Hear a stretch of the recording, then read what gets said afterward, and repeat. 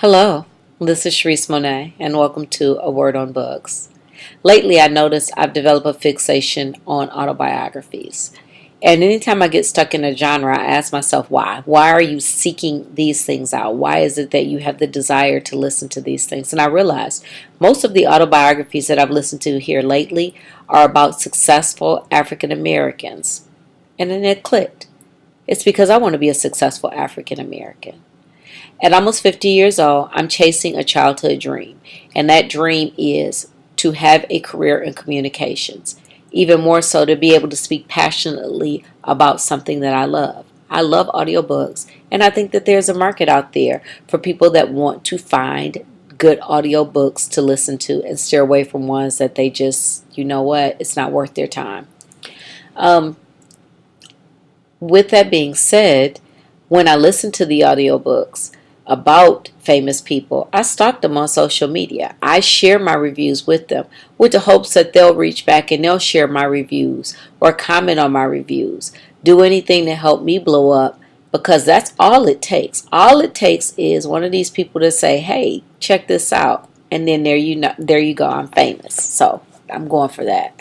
Um, with that being said, I am going to talk to you today about one I just finished listening to not too long ago, and it happens to be one of my favorites at this point, and it's by Gaborey Sidibe, and it's called It's Just My Face, Try Not to Stare. This particular book was almost 7 hours long, and it was released May 1st, 2017. First of all, I want to start by complimenting the articulation of Gaborey. Her speech is impeccable. Why is that important to me? Because I have to listen to her. I'm listening to her for 7 hours. And some people out there have amazing stories to tell, amazing autobiographies to tell, and they sound like they can't read and that they don't know their own stories. So, first and foremost, she was amazing to listen to. Now, some of you all may not be familiar with who Gaborey Sidibe is, but Gaborey, sometimes called Gabby, was the star of the movie Precious, and she also plays Becky on Empire. So she is an actress, she's a young actress, and she's a successful actress. What I got from the book, though, is that she's a strong woman, and I was very impressed with the things that I read. So I'm going to hit upon some of the key points my takeaways, I should say, from the book. Gaborey was a phone sex operator, so that could contribute to how nice her voice is. But that was her first job. She was a phone sex operator when she got the job to play Precious.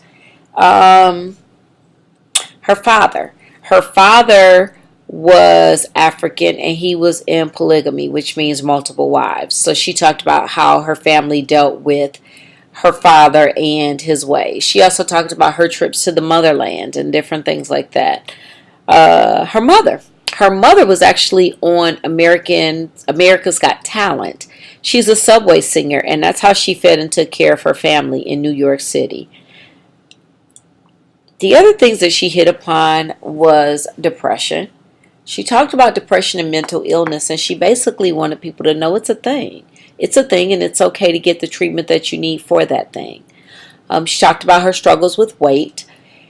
You'll find that by the time you end the book, I was excited as I was watching the last season of Empire. I could tell that she had slimmed down, and I figured she had gotten weight loss surgery, which by the time I got to the end of her book, I realized I was right. I'm excited to see what she looks like.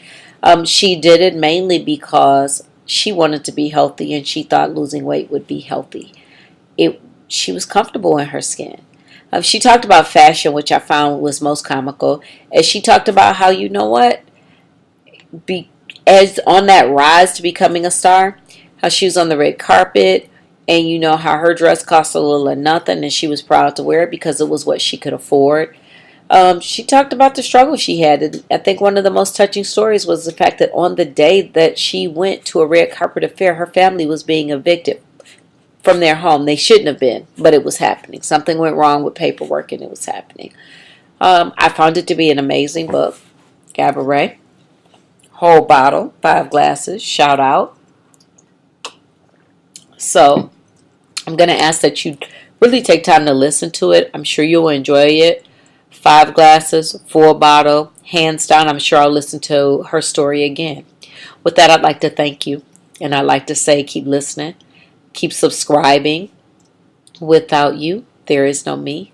And I really appreciate you. And I look forward to this time talking to you. Have a great day. Thanks. Bye.